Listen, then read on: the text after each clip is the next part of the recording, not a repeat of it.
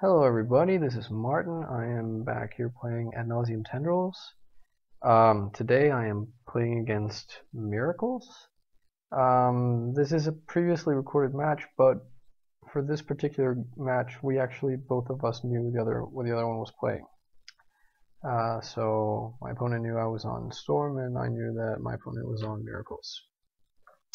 So just to briefly mention a couple of things about this matchup, I think at least in like recent times in Legacy, this for Storm has been one of the big sort of adversaries. I think there's a notion that Miracles has an easy time against Storm, which I don't think is true.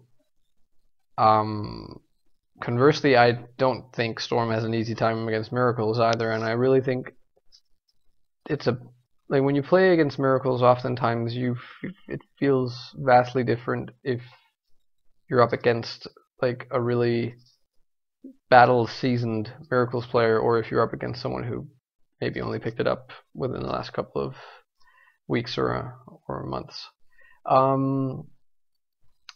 The way the games play out, I think game one is you kind of want to be a bit like balls to the wall as a Storm player and try and get a quick kill, because game one you don't have any way to interact favorably with Counterbalance and Sensei's Divining Top. And once they get those two cards assembled in, like, I don't know, 99 out of 100 times, they will essentially have won, or maybe not that many times, but yeah, it's very hard to beat once it's on the table in game one. Now for games 2 and 3, we get to bring in Abrupt Decay, and that makes it a whole different kettle of fish. But just to know that game 1, the Miracles deck actually plays out somewhat like a 2-card combo deck. They assemble that combo and they will win, like, from there a large percentage of the time. But I mean,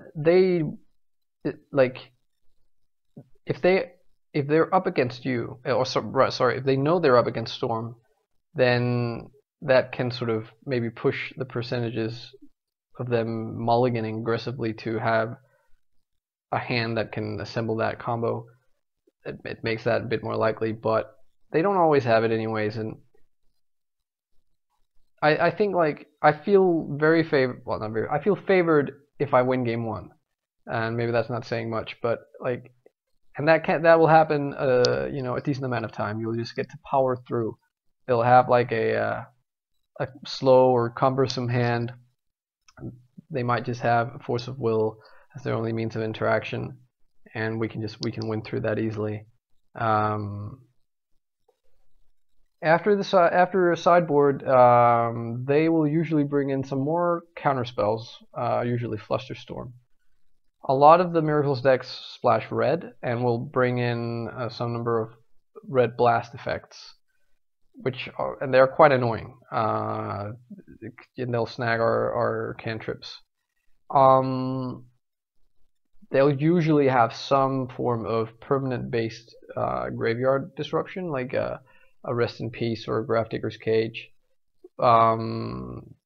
Sometimes you'll see them running Surgical Extraction. A lot of Miracle lists run Snapcaster Mage, so Surgical Extraction gets some extra sort of value there. Sometimes you'll find they'll be bringing in stuff like Hate Bears, like Meddling Mage or Aethersworn Canonist. That's not like, it's not that common though, at least in my experience.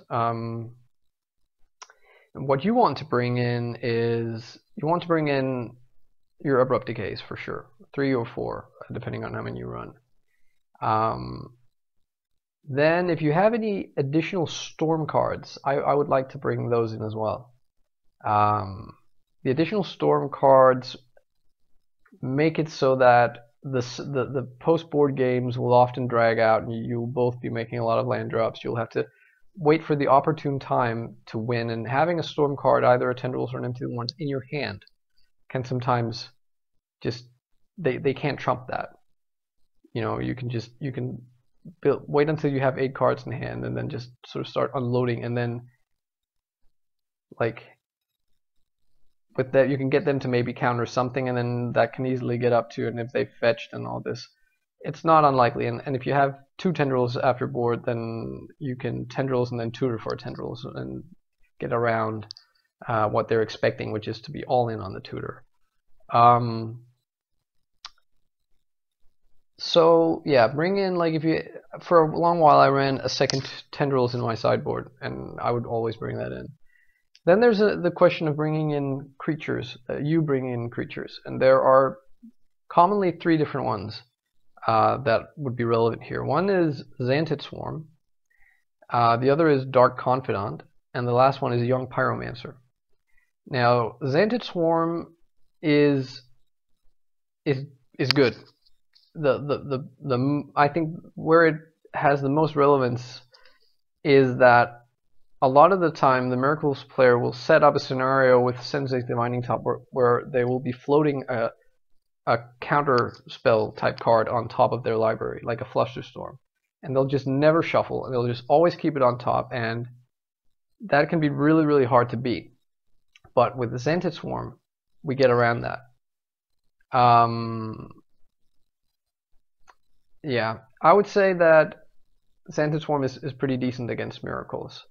Dark Confidant is, like, can be really, really absurdly good.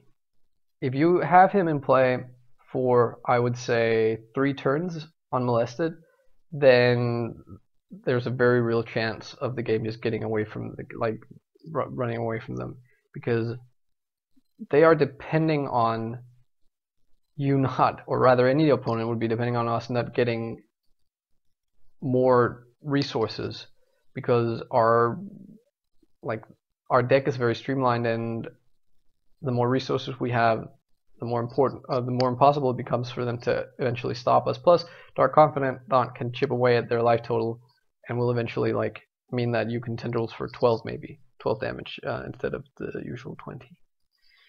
Last, we have Young Pyromancer. I think Young Pyromancer and Dark Confidant are somewhat interchangeable. Like, Young Pyromancer also kind of nets us card advantage, virtual card advantage, quote unquote. If the Miracles player is not expecting you to be bringing in Young Pyromancer, then it can, a single Pyromancer can really just steal the game completely away from them. Now, of course, Miracles players know that we have these tools at our disposal, so they will seldom just take out all of their removal. And that would be a reason not to, or at least not to just go all in on a creature plan. At the moment I'm running 2 Xantid Swarm and none of the other guys. Yeah, getting an opening hand that has a turn 2 Young Pyromancer, and then probing to see them having a Swords to Plowshare, or even Duressing them, seeing counterspells and a Swords to Plowshare is just really not very nice. Taking that Swords when there's a Force of Will or Flusterstorm in hand just feels ugh. I'm also packing a couple of City of Solitude, which is just another way to completely lock them out. It means they cannot even manipulate their top during our turn. City of Solitude is a 3-mana enchantment. It says that players can only cast spells and use activated abilities during their own turn. So even that is actually a way that you can beat Sensei's Divining Top and Counterbalance. But it's just if you ever resolve it, they are so far behind usually. They need to have a Jace resolved and a Cleek beating you down or something when you resolve City of Solitude for it to not really steal the game away. Okay, so enough of me droning on. I will get on with this match. You can see I won the die roll, and on the play, of course. Let's see what we get. Yeah, I would normally be tempted to keep this because I like having the. I think Empty the Warrens is actually a pretty decent card against Miracles, even in game one. But I'm just a little bit. It's going to be too late when like they'll be there's a chance he'll just be too well set up. So mulligan this one. Yep, definitely keep this one. And here I can either open on. I'm not gonna blind therapy, although you could make a case for me to blind therapy naming top. But I have two other relevant turn one plays. And I think I want to ponder here because I just like top is a little bit slower, and I've ideally like I have an LED and I have the black mana. If I could find like if ponder shows me like one of either a ritual or a tutor, then I'm like pretty well set. So play out the tropical and ponder, and yeah, I think this is pretty decent. I'm gonna keep this. I don't want to draw the Lotus Petal, at least not for now. He's not gonna do anything that will interrupt my hand, so I think I could just place either Brainstorm or Dark Ritual on top. So I'd place Brainstorm, draw it, pass the turn. My opponent makes a turn one top, which is annoying. But yeah, happens.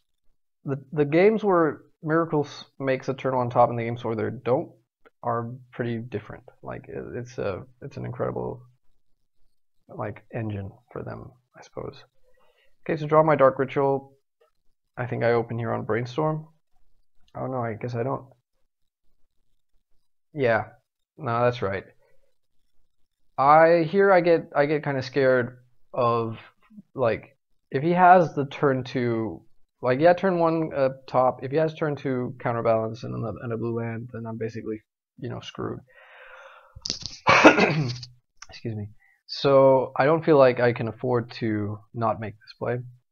So I therapy, and here the problem is my opponent hesitated actually for a bit longer than I just clicked through it here, but my opponent hesitated, and that actually made me think that he had a force. But I still felt like I had to name counterbalance, because if he has it, then I'm dead. Then it doesn't matter if I get a force, but he has a counterbalance, then I'm dead, basically. But having having the thought that he had force because he hesitated before letting it resolve is kind of annoying, especially seeing that he has two. But nothing to be done about that. And now I'm like, because he has two force of wills and an active top, this is going to be a bit difficult. So I play out my top. No, I don't want to brainstorm here and not have a way to shuffle. So, and he just tops in his upkeep. He would have to blind draw a counterbalance for not topping an upkeep to be correct. No, I don't think the odds are on that. So I don't top an upkeep. I know I'm drawing a petal, and I just want to get deep with this brainstorm and have mana to do more things. But I don't get a fetch land, which is annoying. I do, however, get two discard spells. Now I'm kind of okay with that, considering the double force I'm looking at here. So put back the petal and the Dark Ritual. I know I'll be drawing the Dark Ritual, and I therapy here, and let's have a look here. And he forces, which meant that he found another force. And he exiled the Ponder. Well, not that he found another force, but he found another blue card. So now he has a force in hand and a top, so he can always just find another blue card and draw it. But I have the Duress, and I think about Duressing, but I decide not to. I mean, I'd rather do that when I'm closer to actually getting somewhere. And yeah, he tops. Now he just does what Miracle does. He plays out a lot of lands. I hit top end of turn. Draw the Dark Ritual. Found a fetch land on top, which was nice. Hello.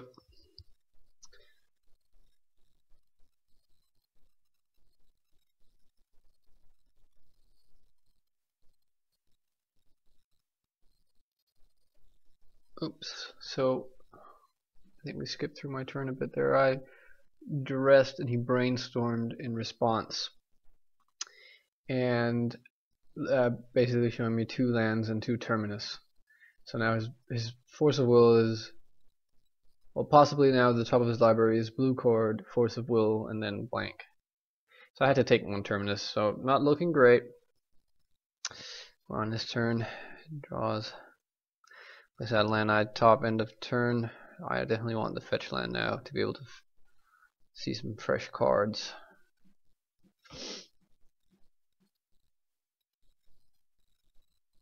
And just pass the turn. See what he finds.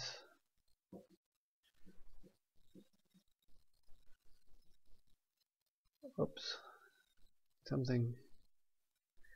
Yeah, he's playing Jace. And I think this is where the game goes from being still within my reach to not looking very good. I still have the top, which is nice. If I see something like Duress and Tutor, once I crack the fetch, then that's potentially very good. But yeah, he has a land, a mana open to top, all that. So look at the top. I find the Duress, but yeah, I take it because I'm gonna need it. That's one part of what I need, and I can crack the fetch and have another look. But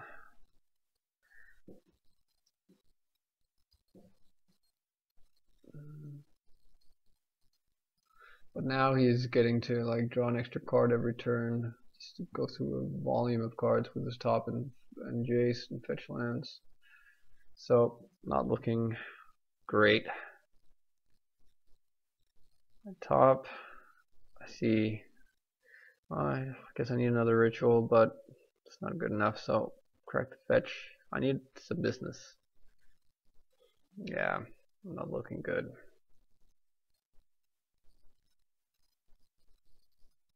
And eventually my opponent is going to find either like end of turn entreat for the win or a counterbalance. So I guess this is alright. Probe into Therapy. And he shows me triple Force of Will and 2 blue cards. That's a problem. I find my Tutor, but now I'm like, how am I getting through the triple Force? And you can hard cast 1. Yeah, so like if I Therapy him, he's just gonna hard cast a Force.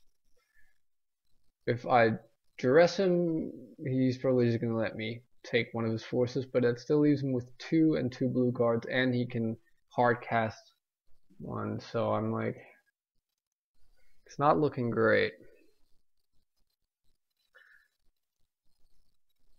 And I don't know, like, I'm not really sure if like that I have a move, but as you'll see, and as like, which is just, you know, there's just a logical thing is I can't just let this keep going. He's just pulling further and further away, and eventually he'll lock the game out or just win on the spot. And indeed, womp womp, counterbalance, and I scoop because now it's, I believe it's just academical.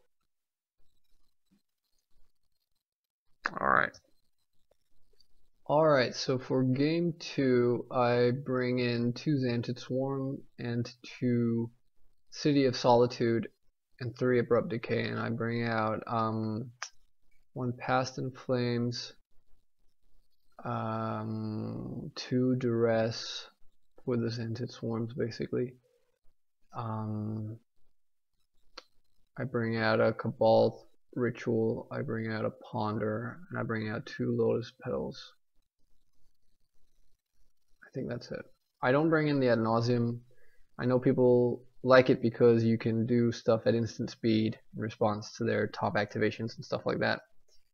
I haven't really gotten comfortable with that, to be honest. I like to set up a play where I can win with like decay their counterbalance and then just overwhelm them with like a natural Tendrils or a natural Linty. Anyway, I'm on the play, of course. Look.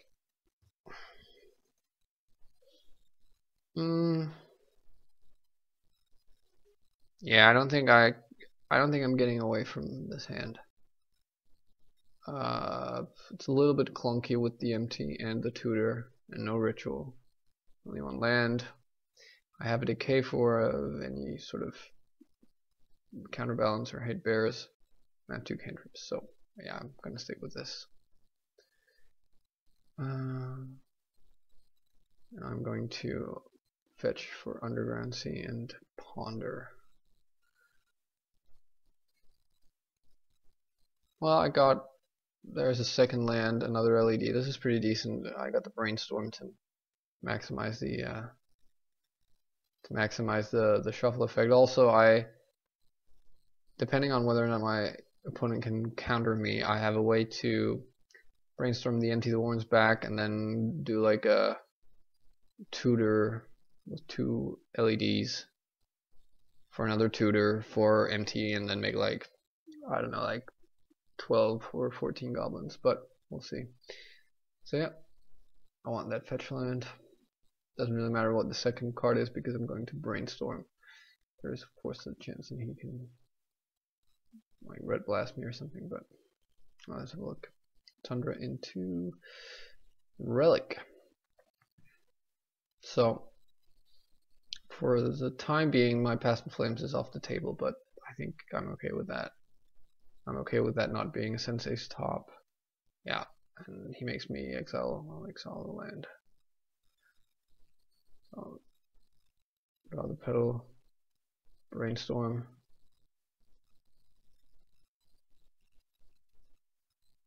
Well, and there is a Xantid Swarm. Hello. So there's a fairly decent chance that Xantid Swarm is very good here. So put back. Yeah. And yeah, just get that swarm out there. And this also leaves me with mana to decay like his counterbalance. But so he didn't just blind hit a terminus, and now he's feeling a bit of pressure, so he cracks his relic by supposedly looking for like some sort of removal, like a Source to Plowshares. But he goes to clean up, doesn't he land stuck and discards the terminus. Great day in the morning. So, gonna land. Yeah, I think I'm making goblins now. I think there's a very real chance of goblins from here on, just getting there. So trigger the Xantid Swarm so I can't cast any spells. Play out my mana rocks.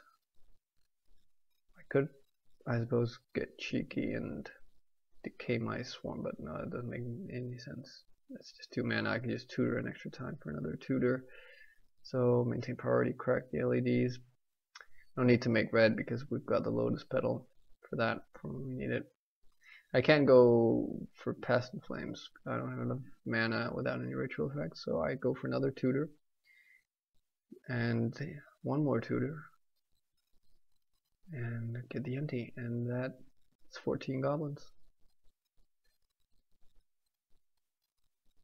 And yeah, I mean, he could of course just blindly like get a terminus. That would suck hard. Other things he could do, he could have like an engineered explosives, but he needs a second land for that, but he would chance he would get that. There it is. Counterbalance. Sure thing. Doesn't really matter now. I mean, like if he answers the goblins now, it's gonna be hard to win for me. I guess if I connect once and he then answers them, then you know. But let's see here, swinging with the whole gang. Oh, I hate the replay function here. You need to click all of them. So yeah, he gets down to 5. I ponder. Second main phase ponder, trigger the counterbalance. Let's see, don't be Terminus.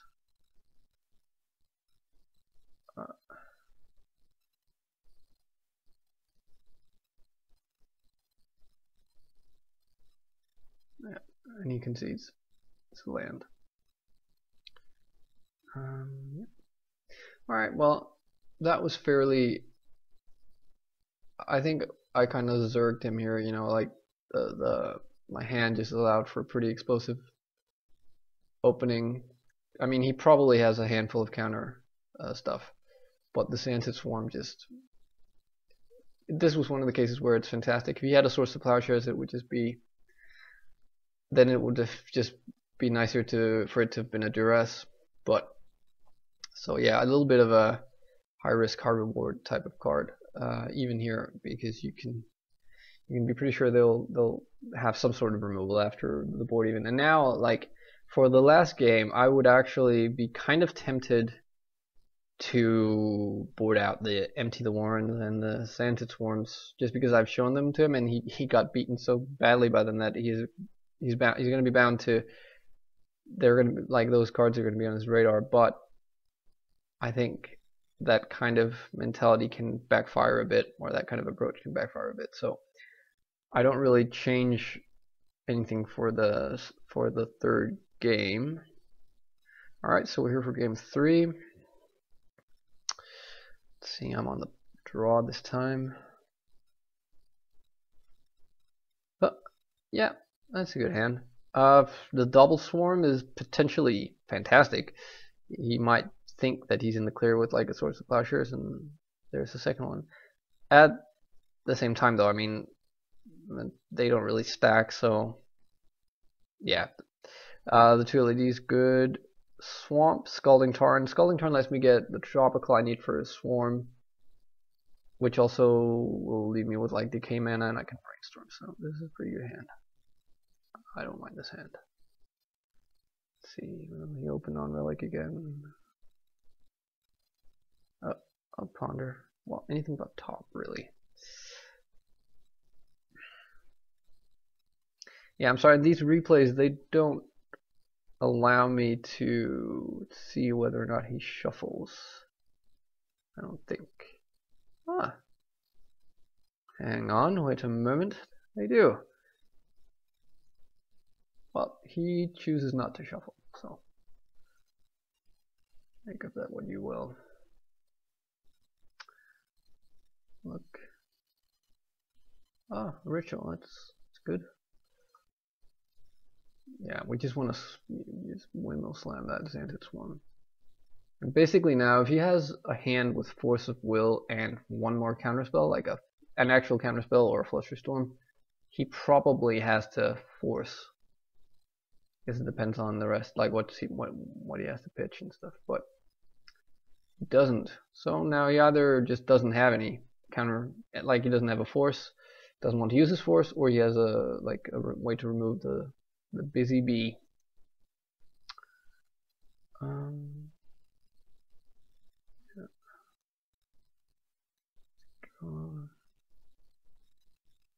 He just passes the turn. That was good. Like if he had gotten down a counterbalance here, that would have been fairly annoying. Yep. So I draw the tendrils. That's well potentially pretty nice. But now that I have the bee, I don't really have to worry about counterspell. So I'm just gonna swing in, trigger, and then brainstorm in my second main phase.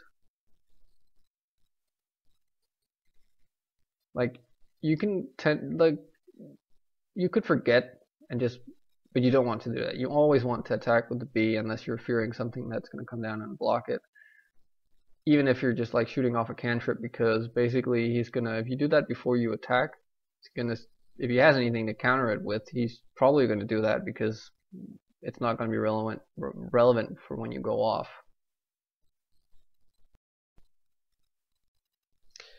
Yep. So play the brainstorm second main phase. So no shuffling. Yeah, I think we're just gonna have to sit tight and ponder next turn. Move the tendrils. So my opponent plays out a counterbalance. But luckily we have the decay, and he doesn't have a top. But like, you really don't want to waste, like, just throw cards into a counterbalance to have them like most of our spells are like 0, 1, or 2, and that's the same for the miracles deck. So like, there's a risk. Like, you can definitely, like, sometimes it's better to take the chance instead of just sitting on your hands. But you have the decay. Yeah, I think I don't want to ponder now. I want to just attack with the swarm. And also, actually, if he had not played out the counterbalance and just played a third land and just have 3 on tap mana, I would be hesitant about attacking with my swarm. Actually, I would absolutely not attack with it since I'm not doing anything, because there is like 3 open mana out of a miracles deck. Then there's a real chance of them having Vendilion Clique to flash that in and block and kill our swarm. And that's only half the trouble, because then they get to take a card out of our hand. But yeah, but since he has just 1 on tap, I don't mind attacking, even though I'm not really doing anything with it, just in case he wanted to brainstorm or something in the turn and forgot about it. So yeah, plays out a 4th land.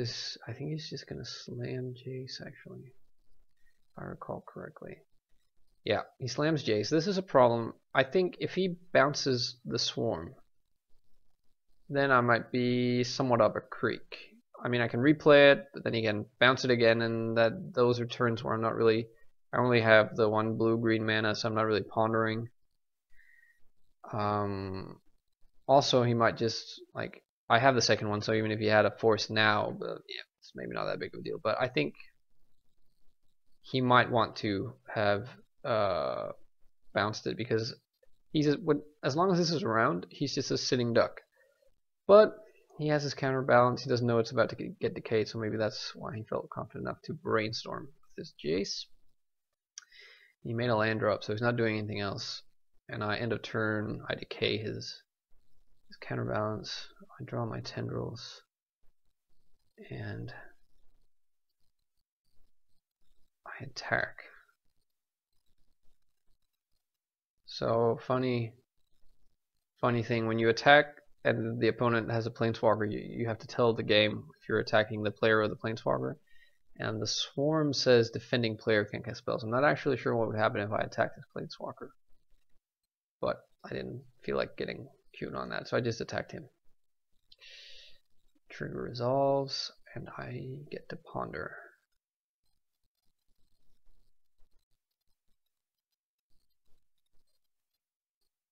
Let's have a look-see. So that's a kill, right? Because I get to ritual LED, tutor for Pass in Flames, spin my tendrils, flashback the dark ritual. That gets me to 5 mana, and that might just be enough. Or I can just tutor for another ritual. Anyway, I think this is it. So we dark ritual, that's storm 2. LED and LED, that's storm 3 and 4.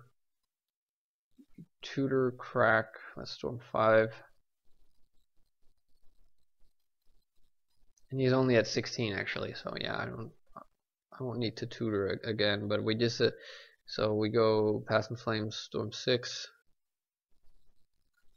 This only works because Tendrils is in the yard. If the Tendrils wasn't there, then we'd be, well, screwed.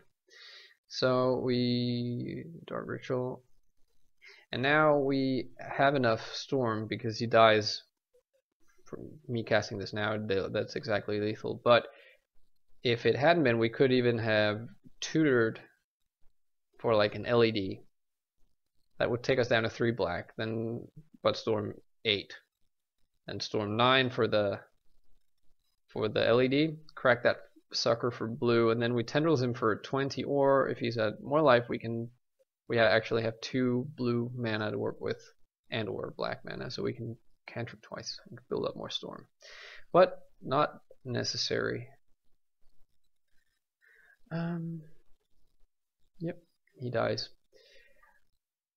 I think this game, or these games, they don't necessarily make the miracles that come out shining. I think it's like the matchup is actually probably a bit better for miracles than what this video might make you think.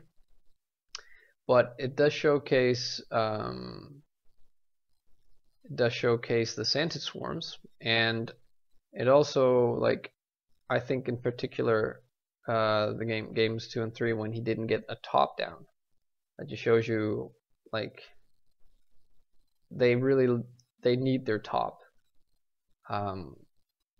The decays we bring in, they don't even, like, they can't stop the top, they can only stop the counterbalance. I mean, I think if I had the choice, if I was running like Crows and Grip, I'd probably want to take out the top before the counterbalance. That might be a bit of a stretch, but it's just to say the top is really important. He didn't get it here. Game 3, like, I think if he bounces the swarm, I can't kill him on that turn, and he basically gets to time warp me, and there are 2 turns if he just keeps bouncing it, and those are turns where he gets to set up shop a bit more. So maybe he should have done that. He had the counterbalance. He probably thought that would get him some safety, but he has to know that I'm running at least like somewhere between 2 and 4 Abrupt Decays. So yeah, I think actually Xantid Swarm completely stole both of these games, and if he had removal, it would have been a different story. So yeah, like I said before, it's a bit of a high risk, high reward kind of card, especially because, yeah, also like I mentioned before, if it gets removed, then it's really bad. Like, then it's infinitely worse than if it had been that Duress that I replaced it with, because the Duress would have at least taken a counterspell out of his hand. You know, you don't play Xantid Swarm to Duress his Swords to Plowshares, you know what I mean? Yeah, if I can manage it, I'll probably do another one or two videos against miracles if I get the chance. But for now, that's it. Thanks for watching.